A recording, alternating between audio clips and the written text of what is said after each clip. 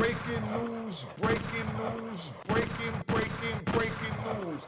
This video is a reality check of what P. Diddy is going through after being on top of the world worth $1 billion, being able to celebrate his New Year's on a $68 million yacht or $100 million private plane or jump on the stage at Times Square with Dick Clark and everybody to now sitting in a jail cell.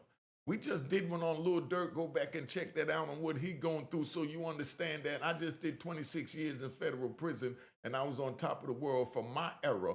Wasn't no billionaire, but I was on top of the world for my era.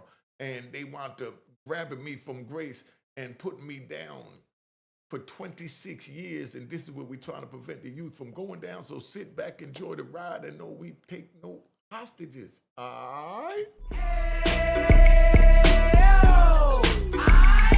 Keep it going, keep it going, keep it going, keep it going, keep it going, keep it going, keep it going, keep it going. Mecca what? Mecca audio, Mecca what? Mecca audio, Mecca what? Mecca audio, Mecca what? Mecca audio. I like the way it's going down. Alright, so you know what it is, man. Right now, we're gonna get into talking about P. Diddy and what it's like with everything that he's going through. Because imagine celebrating New Year's Eve on a $68 million yacht one year and in prison the next. Let's look at that. Imagine celebrating on that and in prison the next. That's the reality shift that P. Diddy is facing right now, from having a man pat his head, you know, being on the Ellen DeGeneres, counting all this money, doing what he want to do, from the top of the world to locked in with no control, no Ciroc, no De Leon, you know what I mean? No aqua water, none of that, you know? The life he was living, right? The life he was living, private jets worth $100 million. Just imagine you owning a private jet worth $100 million, you know? And, you know, yachts, mansions, you know, global New Year's parties. I mean, when he throw parties, everybody from all over the world is coming to his parties for New Year's. And now he's throwing it in a cell block or a dormitory over in Fort Dix, New Jersey. Telling y'all it ain't worth it. Look at what he gave up behind me. You can see it. Surrounded by celebrities, royalty, models, power, you know, lifestyle dominance. They run the world, you know, always choosing where to be and who to be with, you know, meaning always being in control. To living like this, to having nothing now. The sudden stop, right? Now imagine all of that stop instantly, you know? Yeah, how they say it, pause, you know? No jet, no yacht, no staff, just stripped down. No women, no champagne, no countdowns, no fancy yachts with the beds and all that. I mean, come on, how would you feel right there in that? And you tell me that and you be honest to go into this, you know? Because this is what Diddy has been reduced to, from the blue oceans, you know, and the fancy yachts and private planes, to sitting in a jail cell wondering how the heck did I get here, right? Prison, right? New Year reality. This is New Year's reality, right? Let's talk about that. New Year's in prison isn't a celebration, right? The atmosphere in prison is everybody's trying to stay out late as possible. Like when let's take a ride to California. I was in Long Park, California for a couple of New Year's, right? And in Atwater and in Victorville. But, you know, it's the 3-hour difference. So when it's 9 o'clock here, it's, you know, 12 o'clock there. So 9 o'clock, everybody from the East Coast lined up to get the phone so they could tell their family members, you know, Happy New Year. And then 3 hours later, then their family members tell them back. But we sit back, we watch the football game, you know, we go have our, you know, New Year's dinner. You know, I'm gonna tell y'all about that too. Probably tomorrow I'll tell you about the New Year's dinner. If y'all want it, put it in the comments. But that's where it's at, right? So that's how New Year's is celebrated. New Year's in prison isn't a celebration at all. No music, no midnight kisses, no cameras, you know. It's just, the contrast is crazy. Just constant, just concrete and steel and time. concrete, steel, and time. That's all that's waiting for Diddy over there in NBC right now. Surrounded by men, not luxury, you know? Surrounded by men, not luxury. Because you can't buy men, but you can buy luxury. So it's a whole different world now. Of course, they got suckers in there you can buy, but those are not men. Emotional and mental shock, right? Let's talk about Diddy's emotional and mental shock. This is where the real shock hits. This is where the real shock hits. Your identity disappears. Your ego collapses. You feel like you're not worth nothing. You feel like a failure. You don't get to correspond or speak or elaborate to anyone that you choose unless they allow you to choose, and that's with 300 minutes a month. And in order to balance 300 minutes a month, that comes up to 1 10-minute call a day, 30 days. Add that up. But that's the reality of it, you know? Money doesn't speak the same language in prison. You know, that's the reality of this lesson. Money don't mean nothing in prison at this time because everybody's wearing that same funky beige shirt that he's wearing and the beige pants and go to the commissary and buy the gray sweatsuit. Everybody on the whole compound wear the exact same outfit. So ain't nobody fly to the next, right? But what I used to do, right, because, you know, we like to ride. And, you know, I came in after getting Dapper Dan making outfits for me and all that. So there was a brother from Philly named Yusef. Big round of applause to Yusef the Taylor. Good Muslim brother. All right, relax.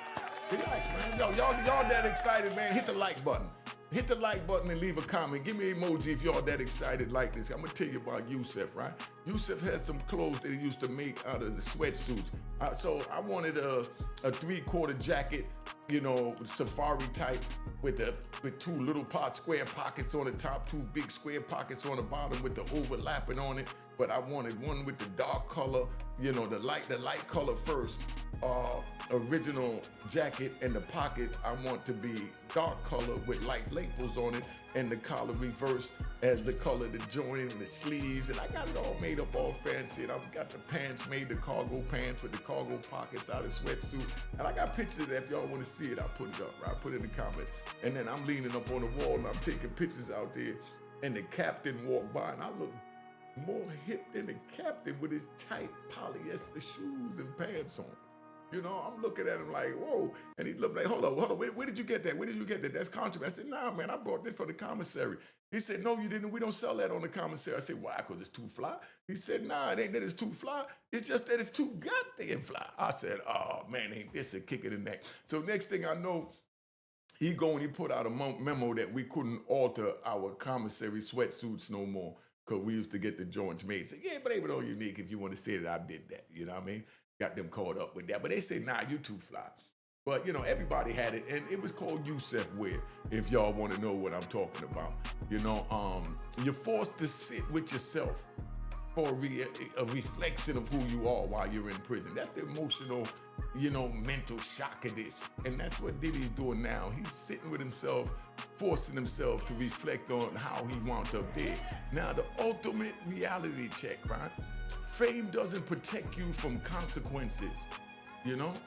Fame don't protect you from consequences. The power of the outside doesn't equal the power on the inside. So because you had all the money on the outside and had people doing all this old fancy hair dyeing and all this for you, you know, I mean, come on, dog. I mean, where was he doing this at? Look how Diddy was living from there to back in prison, right? This is when he was in control, right? From, you know, prison equalizes everybody, man. That yacht don't mean nothing when you in prison. That big fancy yacht behind me don't mean nothing when you in prison. You know, that big smile, expensive chain on your neck and the man Apache head. I mean, come on, dog. On all the Ellen DeGeneres spending money, like I said, don't mean nothing because you could only spend $290 the same as every other man in there that's wearing those beige outfits and gray sweatsuits, and you lucky if it's the brand Russell. All right, y'all remember the Russell sweatsuits? Give me an emoji if you remember the Russell sweatsuits in the prison.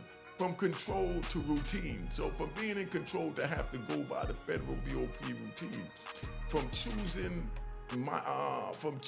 menus, right? Decided what he want to eat. Matter of fact, give me a chef from Italy over here to eating what's handed to you, whatever's handed to you. Now, that's control. When a man could tell you what to eat and when to eat, when to sleep, when to go to the bathroom. Come on, man. That's losing all control. From flying anywhere to counting steps. Basically, just picture you just, flying anywhere you want, and now all you can do is count the steps from one side of the cell to the other side of the cell. From commanding rooms, walking in saying, I'm the man, I'm P. Diddy, I'm here, let's get that party going. To following orders. That's what you call authority shift. God, man, consequences in the moment. This is what consequences actually look like, right? This is what consequences actually look like. Not headlines, not social media, So everything they say about you on social media don't mean nothing when they put you in the belly of the beast. Now you strip down to your bare knuckles and who you are and what you made of. That's when no more fancy chefs, no more yachts. Come on, all that is done. Silence, isolation, and time is all you have right there. Silence, isolation, and time. Engagement, right? This the engagement question for y'all, right? Let me ask y'all something, right? How do you think that kind of lifestyle changed his mentality? How do you think going from that lifestyle to now living in a prison cell change hits Diddy's mentality? How do you think that knocked his ass out? Or you think he just took it on the chin? Does money prepare you for this? Or build you? Or does it blind you? Put it in the comments and let me know. I want y'all to debate that. Does money prepare you for this, or does it blind you? That's the question that I'm asking, right? Now check it out. This is what falling from the top really looks like. When you have everything one day and nothing the next, that's the reality of what's going on, and that's what everyone have to understand, that, life is hard and ain't nothing easy, nothing supposed to be easy. If you think it's easy, you in the wrong field. You know what I mean? Now, like I asked you, drop your thoughts in the comments on that. I want to hear from you. Now, do you think Diddy deserved this? You think he asked for this? You think he warranted this? Put it in the comments. I want to know what you think about it.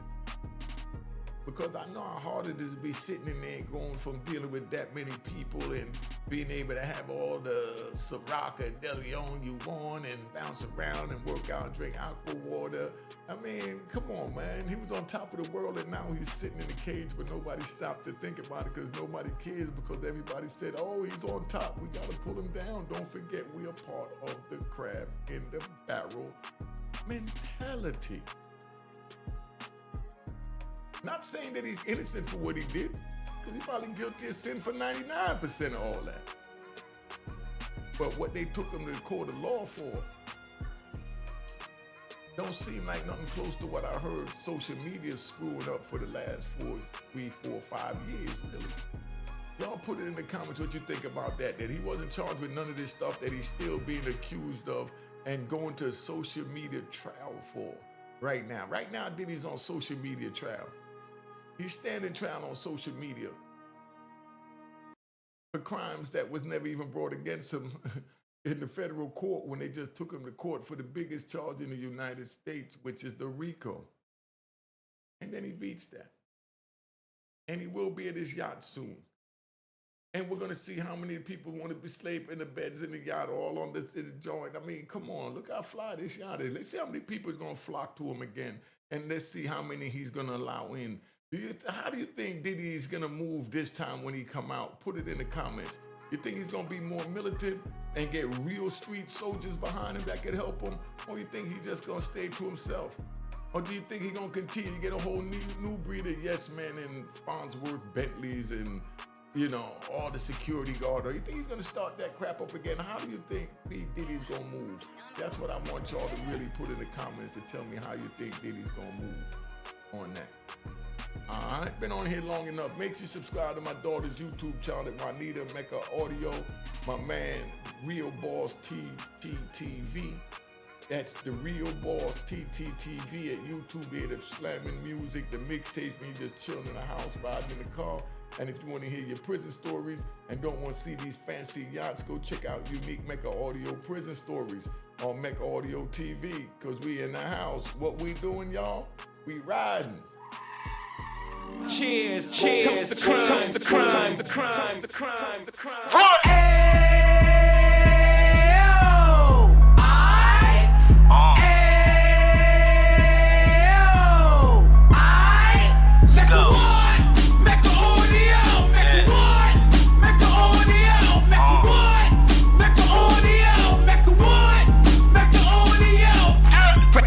Out the can of 26, yeah. He back on the strip, getting back in the mix. Yeah. What he mentions a gift. You stand up 10 toes down, and I suggest you pay attention to this. Real. Take a little gully posse and put it in Harlem. He cut from the bottom, came up from the bottom. Drop the book, you should go and get it. The Instagram page and the YouTube, you could go and visit. Then you could consider yourself LinkedIn. Sit front row and get Jews from a kingpin. How he went through it, so you ain't gotta go do it. To not pay attention would be stupid. Talking about a man that probably put your grandfather on. Probably the reason that him and your grams got along. A man that generated millions on the block, did his time, never squilling to the cops. Mecca Audio.